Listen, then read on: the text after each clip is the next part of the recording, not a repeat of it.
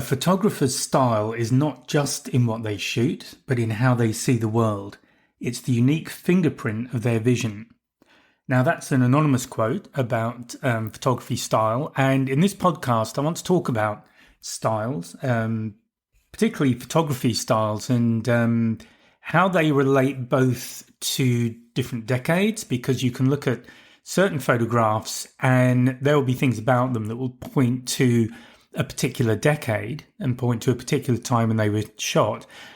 But also as individuals, as photographers, we each have our own style. We might not be conscious of it. We might be becoming more conscious of it as we take more photographs. But I think that's one of the really positive things about photography, that our style will change, whether it's conscious or subconsciously, that it will change. But it will change over time because we learn different things. We're inspired by different people. We get new ideas and we have different experiences. So that's really the purpose of this podcast. I'm going to talk through a few things relating to style that I hope you find interesting and maybe will inspire you a little bit in developing your own photography. But before I do that, the usual reminder, just please like and subscribe. That'd be fantastic.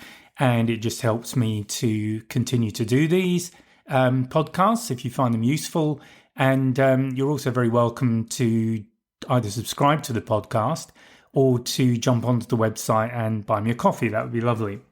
Okay, so I'm going to start by just talking through chronologically perhaps things that define individual decades. So I'm going back to the beginning of the 20th century. And I'll just kind of touch on really highlights what was going on there, because a style, in my opinion, is a combination of two things. It's what's going on socially, and it's also restricted perhaps by what's available in terms of technology.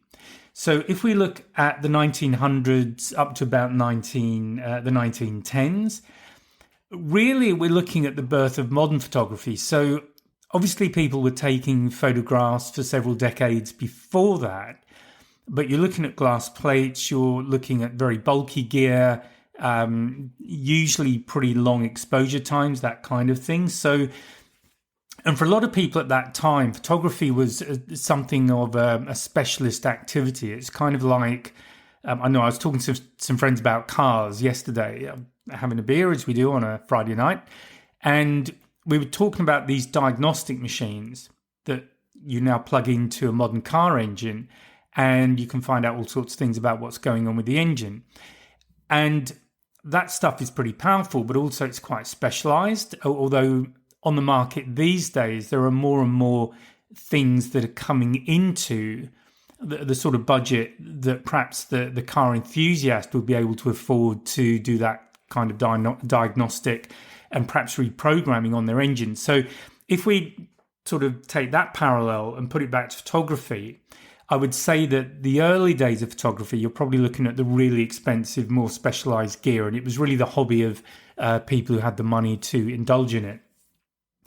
And what I'm really interested in is people who do it for a hobby, kind of ordinary people. So again, not people who have a photographic studio and do it as a business, but if you just shoot photography because you love doing it.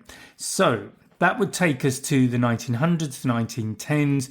What are we looking at? Probably pictorialism would define the style. Characteristically, you're probably looking at things like soft focus, maybe images that are more influenced by paintings at the time than other photographs. You might be looking at romantic, you might be looking at more atmospheric scenes, but there are fewer photographers around. Alfred Stieglitz is one who was working at that time and probably aiming to establish photography more as a fine art. So the kind of gear that they would be using at that stage would still be these very large format cameras, probably using a glass negative. And moving to the 1920s and 30s, we go into people like Ansel Adams, who's probably better known. And I think most of us would recognize an Ansel Adams landscapes, black and white landscapes. And here things are developing. We're starting to get there's a more modern or modernistic flavour to the photographs, and also a more documentary aspect to them. So you're starting to look at technology which is delivering smaller, or relatively smaller, more portable cameras. So obviously once you start doing that, you can start, it's much, much easier to get out to shoot landscapes and things like that. And also the number of people who can afford to buy a camera is getting much larger as well.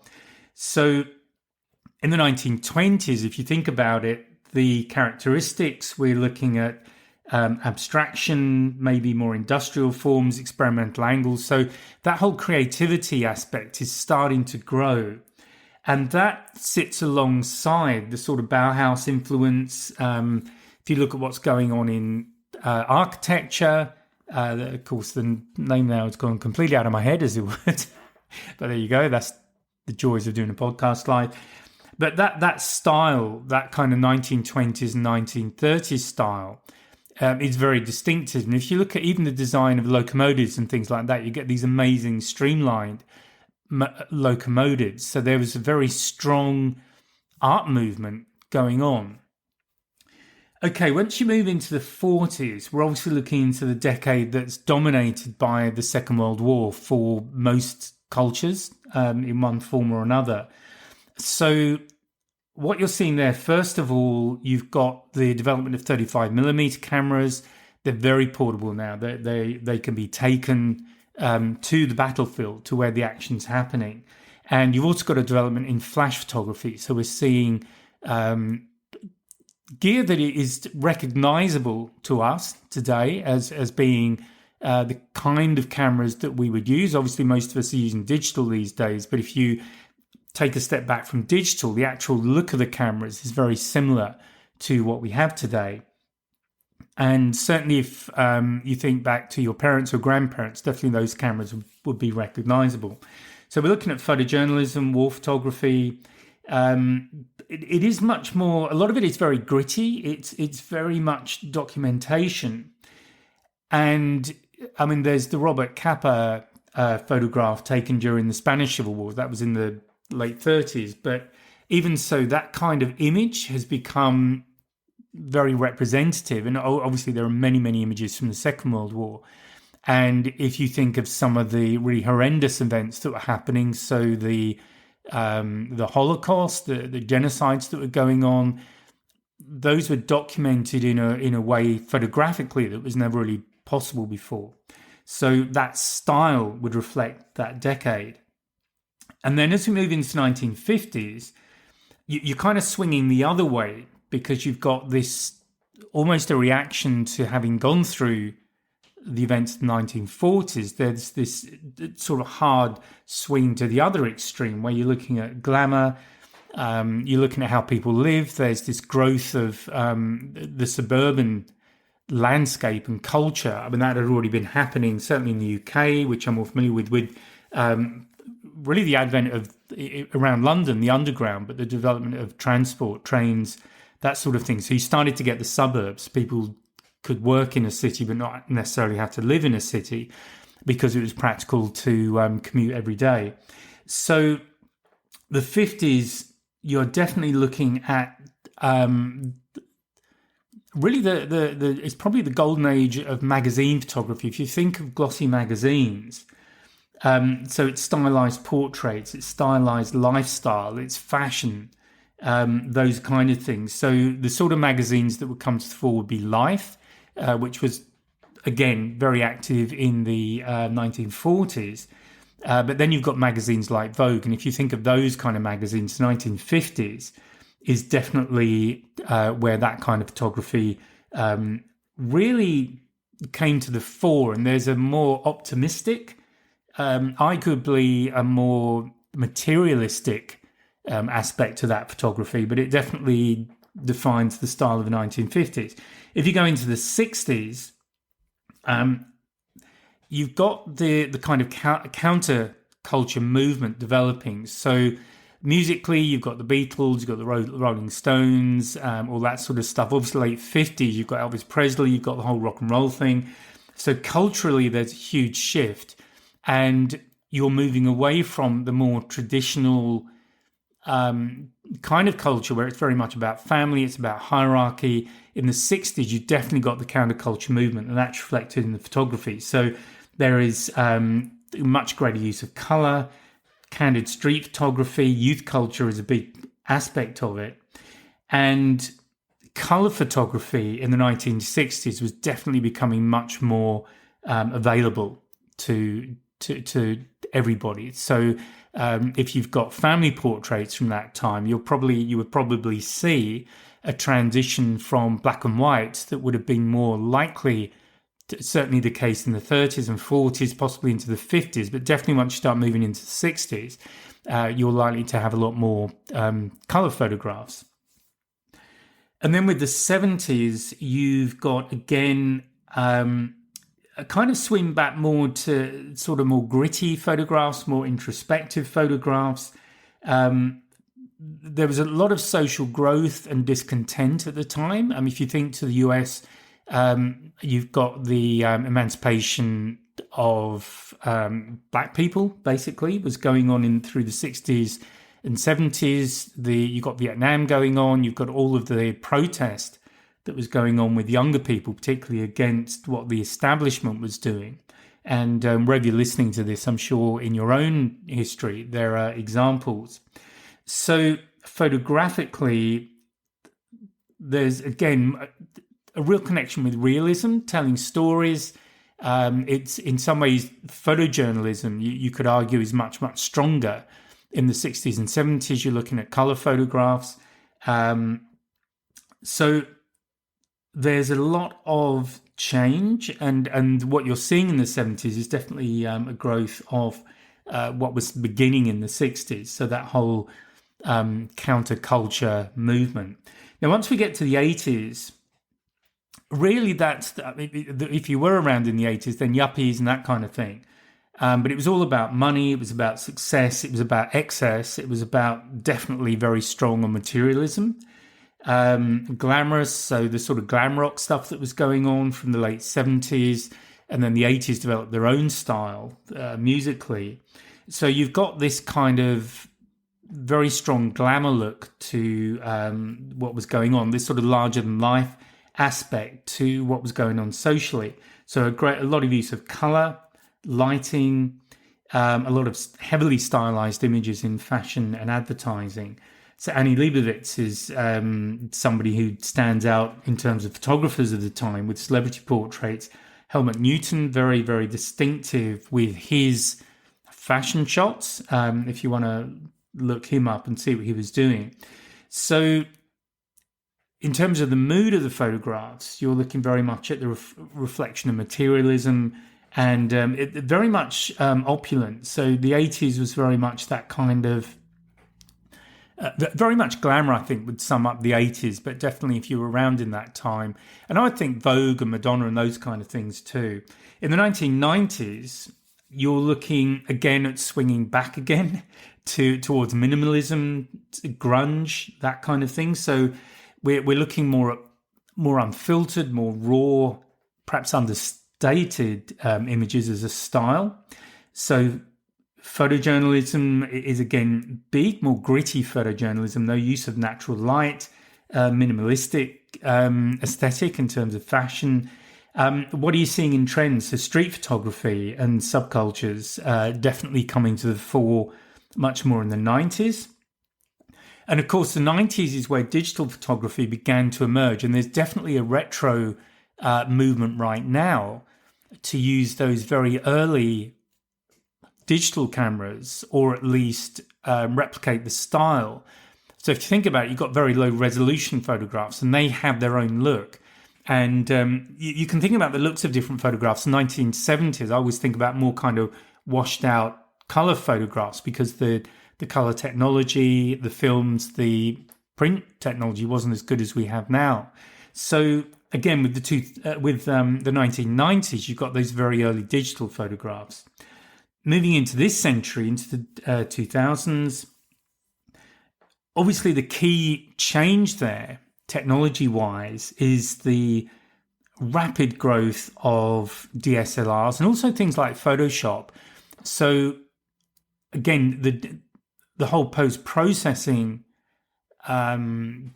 capabilities that you had available were very different. So when you were using film, you could do your own developing. You could mask aspects of the photograph to bring out different aspects of it. But there was a huge amount of skill there, and I would say that probably the majority of photographers weren't really doing that. Once you get to digital photography, though, with things like Photoshop, post-processing becomes much easier to do, and it's almost now just a standard part of taking a photograph. So in the days of film, you would do all your composition, you would do your cropping, you would do all of that through the viewfinder. And ideally, once you hit the shutter button, that was it. That was the photograph. It's almost the reverse now with digital photography, or at least I would argue, that you take the photograph, but with the wide variety of post-processing tools and the ease of use, and they are really easy to use compared to what ran before, that ease of use makes that post-processing almost the second part of taking a photograph. And those two parts go together before you get the final image. So that was definitely happening in the 2000s. And you'll start to see the change in the definition of images.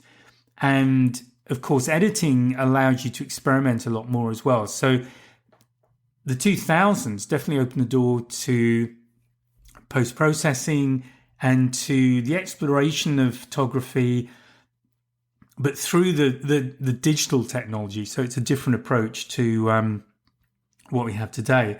And then moving into the 2010s and into the current decade, you've got, I would say, a much stronger emphasis on social media, because looking back to 2010, and I can never quite remember when things came out, but obviously you've got the adoption of Facebook, you've got Instagram, you've got, TikTok on the movies these days, you've got Pinterest. So in terms of the platforms and how we communicate with one another, that has been a big revolution in the last couple of decades, over the last couple of decades, in how we communicate. And obviously that's had a big impact on how we share information. And then the other aspect to that has been the huge advancements in the capabilities of smartphones. So going back to early portable phones, so the old Nokias, things like that, you might have had a very basic camera, but the ability to share photographs was very limited. Whereas now, sharing photographs is just something we do without really even thinking about it, or sharing videos. And smartphones have definitely grown a huge amount. And I would argue that they've pretty much killed the compact camera market. So these days, we would use DSLRs perhaps. There are bridge cameras which have the lenses built in. But in terms of the compact cameras that we used to use, I would argue that really mobile phones, smartphones, have killed that market, because you're walking around. Most of us carry our smartphones with us because we have so much stuff on them these days. They're not just for, in fact, probably making phone calls is one of the things you use it for the least. But you're sending messages, whether it's an SMS. If you're even using those these days, it's more the case that you'd be using a WhatsApp, something like that to message. You can share images, documents, anything you want to do. You've probably got banking information on your phone, apps to get you from A to B, whatever it might be. You know, there's so much stuff now that we can do on the phone. And that also has a huge impact on our photography and how we approach photography.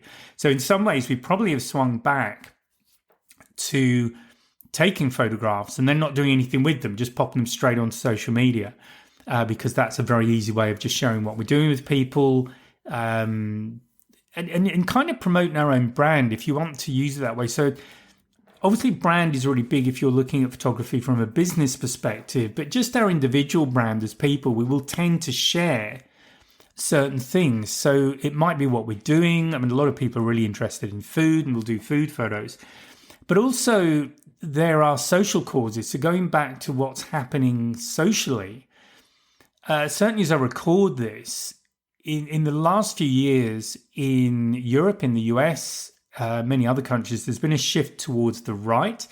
So it's almost like what we were seeing, or what people alive at the time had seen in the 1930s, with the growth of fascism and that kind of thing happening, and how that was perhaps documented, but to a very limited degree, because we didn't have the technology and the communications platforms to really follow it. It would have been newspapers, radio broadcasts would have been the main things. Television was really in its absolute infancy at the time. Whereas today, if you look at how social media is manipulated and images, all that kind of thing, it's a very different time. But in many ways, there's a parallel to what was going on in the 30s. So again, what we photograph, what we choose to share, will reflect our views, our beliefs, and it's a social commentary that we're all making. So I've sort of skipped through the decades a little bit, and to be honest, I probably talked about that longer than I'd intended.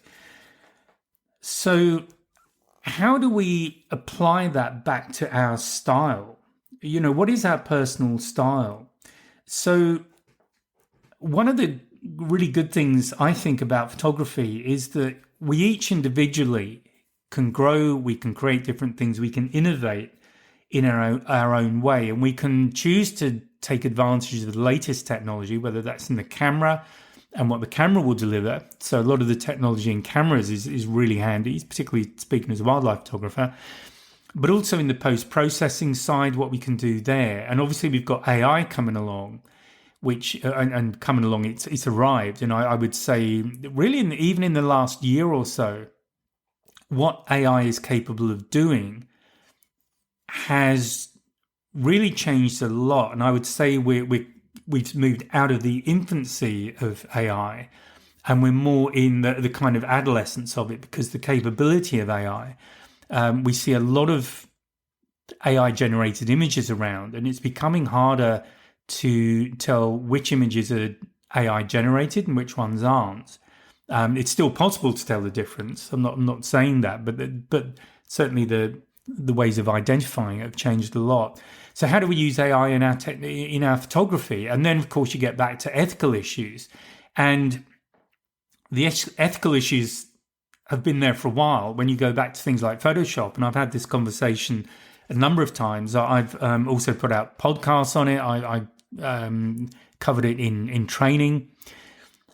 So, what are the ethics? Well, again, I would say that the ethics come back down to what is your intent when you use this technology. Is your intent to convey, as far as you can, what you saw, and to perhaps a more limited extent, what the emotional impact of seeing whatever it is you photographed, what that was on you? Or is your intent to deceive? It essentially is your intent to lie and manipulate, maybe, we see a lot about interference in elections these days, so maybe that's the intent. So, what do we do as photographers? Well, my belief is that your photography will reflect your personality.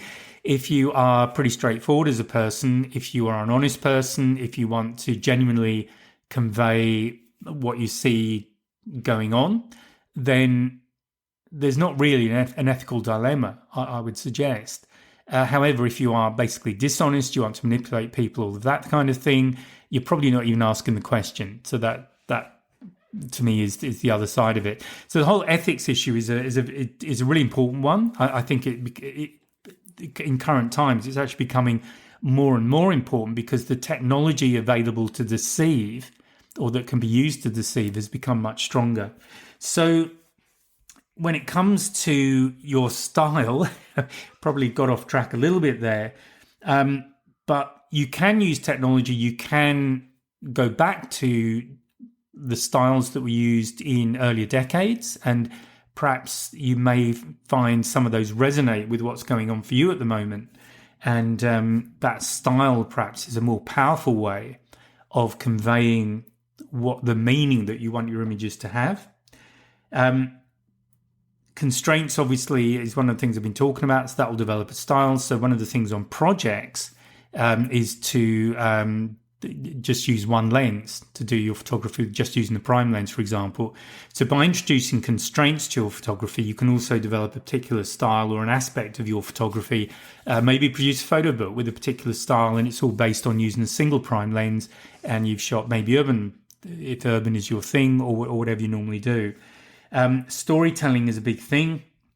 So there is a lot of cultural change right now. There are a lot of changes going on. We live in very uncertain times right now. So storytelling, I think, is even more important than it was maybe 10, 20 years ago, because we are in quite clearly very uncertain times. So being able to tell that story for your children's children, to perhaps have some clearer understanding of what it was like to experience these kind of times is, I think, very important. Looking purely at style, you've got the aesthetics you can use as an inspiration. So you could be maybe looking for something a bit more gritty, something like the 1970s, where there was that kind of gritty aesthetic. Again, at a time where there was a lot of change going on. Or you might be inspired by the 80s with that, almost that, the culture of excess, bright colors, everything's over the top. That could be a style you go for. I think the key thing, and perhaps to sum up, is to think about vision. So arguably, and I would say this is true, photography is definitely as much about vision as it is about tools.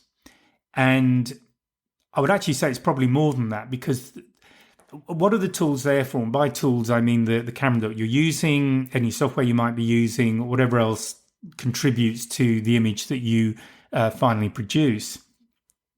Photography, to me, in the way I teach photography, I teach it in 4 stages. And the very first one is the vision. It's, what are you trying to convey? What is the outcome that you're looking for? Because if you know that, then the second stage is the acquisition of the image. That's what you shoot on the camera.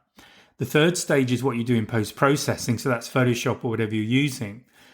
Those all come together. So really, you start with the vision and then shooting the image on the camera, and whatever you do with it in post-processing, they are both there to support the vision and to produce a final result which conveys that vision. It respects the vision. The fourth stage is the bit where you let go of it, and this is where it becomes art, because this is where somebody else looks at it and they will apply meaning to that image based on their life experience. So they're looking through the lens of their own life experience. You obviously have created it, and your vision, your lens is driven by your own life experience and what it is that you hope to convey. But what's received by the viewer is obviously done through the filter of their life experience, and that can be very different. So I guess to conclude, I hope that hasn't totally baffled you. But I think, coming back to why do we do photography? Why do we take a photograph? For me, it's to convey something. If I'm photographing wildlife, I want to give people the view of an animal that they can relate to. And in relating to that animal, because what drives my photography is primarily conservation, because the wildlife that I photograph, most of it is endangered to one extent or another. Some of it is critically endangered, some of it less so. But the way things are going, the way we behave as a species, we're likely to drive pretty much everything towards extinction. And the reality is that many of the animals that we take for granted now, elephants, giraffe, lions, tigers, there is still a very significant chance that in a few decades' time they will be extinct. So I guess to quote David Attenborough, if you are photographing with a view to get people to care about these animals and to do something, help people who are trying to save them, whether it's to support a project or to lobby your government or whoever it might be, if you don't care about an animal, you're not going to do anything to support it. And the way to care about it is to feel some sort of connection with it. And people go on safari. A lot of people, when they experience animals in the wild, will feel a connection to them. But there are a lot more people who maybe just simply can't afford to go or won't have that experience. And this, to me, is where photography comes in. And so the images I try to shoot are images where people can feel a connection to that image. Now, so that's my vision, I suppose, the broad vision. And then there'll be a more specific vision for each shot.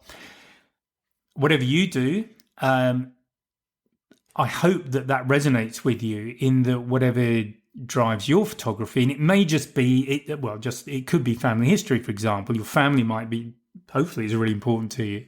And recording different things that happen as your family grows. It's great to document that so that you can look back on it, and then people that come in the future, when they look at those photographs, the names and dates mean something more than just names and dates and family tree.